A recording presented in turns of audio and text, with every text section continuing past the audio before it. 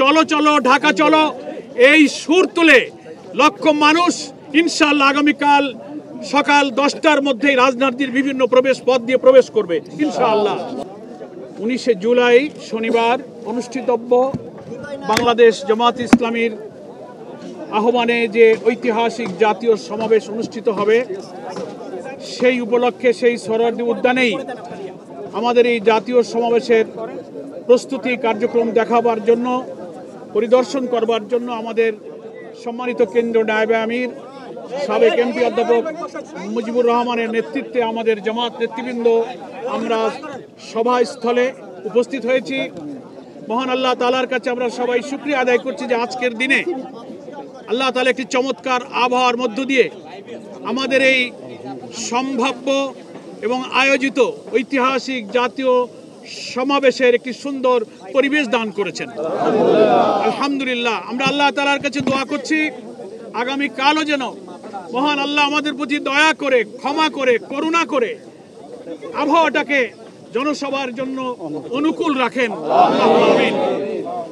প্রিয় দেশবাসী, সাংবাদিক বন্ধুগণ, আপনারা জানেন বেশ কিছুদিন পূর্ব থেকে এই জাতীয় মহাসমাবেশের প্রস্তুতি আমাদের চলছে।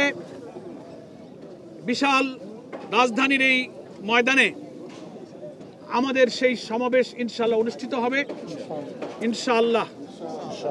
আষাঢ় শ্রাবণ, বাংলাদেশে বর্ষাকাল, এখন শ্রাবণের শুরু হয়েছে। গত সপ্তাহের মাঝখানে কিছুদিন মাঝে মাঝে বৃষ্টি হয়েছে, আবার মাঝে মাঝে একটু আবহাওয়া ভালো গিয়েছে। বৃষ্টির কারণে মাঝে মাঝে আমাদের প্রস্তুতি কাজের কিছুটা বিঘ্ন হয়েছে, কিছুটা থেমেছে, আবার আমরা কাজ করেছি। তো আমরা প্রস্তুতির জন্য যতটা সম্ভব মানবীয় সামর্থ্যের পুরাটা কাজে লাগিয়ে আমাদের এই মঞ্চ, এই মাঠ এবং মাঠের চারিদিকে গোটা রাজধানী এবং দেশের জন্য একটা সুন্দর পরিবেশ তৈরি করার প্রয়োজনীয় পদক্ষেপ আলহামদুলিল্লাহ আমরা গ্রহণ করেছি। আমাদের প্রিয় আমিরে জামাত ডাক্তার শফিকুর রহমান, যিনি এই জাতীয় সমাবেশে সভাপতিত্ব করবেন, যিনি আমাদের প্রিয় নেতা, যিনি 24শে জুলাইয়ের গণ অভ্যুত্থানের পরে এদেশের গণ আকাঙ্ক্ষার স্বপ্ন অনুযায়ী নতুন বাংলাদেশের স্বপ্ন সারথি, যিনি জাতীয় ঐক্যের ডাক দিয়ে একটি কল্যাণ রাষ্ট্র গঠনের লক্ষ্যে গোটা জাতিকে ঐক্যবদ্ধ হওয়ার আহ্বান জানিয়েছেন, তিনি আগামীকালকের এই সমাবেশে সভাপতিত্ব করবেন। তিনি আপনাদের সকলকে সালাম জানিয়েছেন। দেশবাসীর কাছে তিনি দোয়া চেয়েছেন যে আমাদের দীর্ঘদিনের সাধনা অনুযায়ী মানুষের এই আকাঙ্ক্ষার মহা সমাবেশ, জাতীয় সমাবেশ যেন সুষ্ঠু সুন্দরভাবে সাফল্যমণ্ডিত হয়। আমরা ইতিমধ্যে খবর পেয়েছি রাজধানী ঢাকা, তার পার্শ্ববর্তী জেলাসমূহ, এমনকি সারা বাংলাদেশের বিভিন্ন জেলা, শহর, নগর, বন্দর, গ্রাম থেকে উৎসাহী জনতা, লক্ষ লক্ষ মানুষ এখন রাজধানীর দিকে ছুটে আসছে। চলো চলো ঢাকা চলো এই সুর তুলে লক্ষ মানুষ ইনশাআল্লাহ আগামীকাল সকাল 10টার মধ্যেই রাজধানীর বিভিন্ন প্রবেশ পথ দিয়ে প্রবেশ করবে ইনশাআল্লাহ। আমাদের মঞ্চের নির্মাণের কাজ ইনশাআল্লাহ সন্ধ্যা নাগাদ আশা করি আমাদের মোটামুটি সম্পন্ন হবে। এখনো সময় আমাদের আছে। মাঝখানে কিছু বৃষ্টির কারণে আমাদের কিছুটা বিঘ্নিত হয়েছে। এই মাঠের মাঝে মাঝে পানি জমা ছিল, বৃষ্টির কারণে গর্ত ছিল। আমরা প্রচুর পরিমাণে বালি ভরাট করে মাঠকে সমতল করার চেষ্টা করছি। আমাদের আমন্ত্রিত অতিথিদের জন্য মঞ্চের পেছনে গ্রিন রুমের ব্যবস্থা রাখা হয়েছে। গোটা মাঠে আমরা বসবার জন্য ত্রিপল দিয়ে সমতলভাবে বিছিয়ে দেব। আমাদের স্টেজে প্রায় 300-র মতো চেয়ার থাকবে। আমাদের জাতীয় নেতৃবৃন্দ, শহীদ পরিবারের সদস্যবৃন্দ, আমাদের কেন্দ্রীয় কর্মপরিষদ, নির্বাহী পরিষদের সম্মানিত সদস্যদের জন্য মঞ্চে আসন থাকবে এবং সেই আসনগুলো সুনির্দিষ্ট থাকবে ইনশাআল্লাহ। মঞ্চের সামনে ডান দিকে একদিকে 300 আর একদিকে 300, 600 অতিরিক্ত চেয়ার থাকবে, যেখানে আরও আমন্ত্রিত অতিথি, জুলাই যোদ্ধা যারা আহত এবং কিছু শহীদ পরিবার, সাংবাদিক বন্ধুগণ, আমন্ত্রিত অতিথি এবং আমাদের সম্মানিত জেলা আমিরবৃন্দ সেখানে ইনশাআল্লাহ আসন গ্রহণ করবেন। পর্যাপ্ত টয়লেট ব্যবস্থা যতটা সম্ভব এখানে হাইজিনিক উপায়ে, কিছু ভিআইপি মেহমানদের জন্য, সাধারণের জন্য পৃথক পৃথক জায়গায় আমরা টয়লেটের ব্যবস্থা করছি। পানি সরবরাহ, ওয়াসার পানি আমরা নিজস্ব ট্যাপ দিয়ে অজু এবং অন্যান্য ব্যবহারের পানির ব্যবস্থা ইনশাআল্লাহ আমরা রাখবো। এবং খাবার পানির জন্য আশা করছি যারা উপস্থিত হবেন প্রত্যেকেই ব্যক্তিগতভাবে তারা মিনারেল ওয়াটারের বোতল হয়তো সাথে রাখবেন। তারপর এক্সট্রা আমরা ইনশাআল্লাহ 50-60 হাজার মিনারেল ওয়াটারের বোতল আমাদের বিভিন্ন মেডিকেল বুথ থাকছে, 15টি মেডিকেল বুথ থাকছে এবং আমাদের পানি স্যানিটেশন আলাদা বিভাগ আছে, তাদের দায়িত্বে এই পানির বোতলগুলো খুব জরুরি হলে সেটাও সংরক্ষিত থাকবে ইনশাআল্লাহ।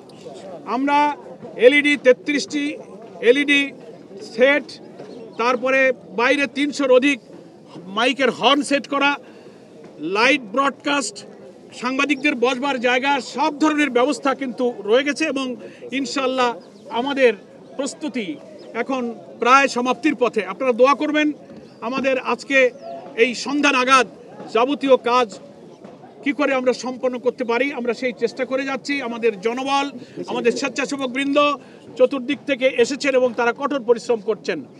6000-এর মতো প্রায় স্বেচ্ছাসেবক আমাদের 8টি বিভাগে তারা দায়িত্ব পালন করবেন এবং কালকে সমাবেশ স্থলের শান্তি শৃঙ্খলা নিরাপত্তা এবং আগত অতিথিদের সেবা প্রদানের জন্য তারা সে দায়িত্বে নিয়োজিত থাকবেন।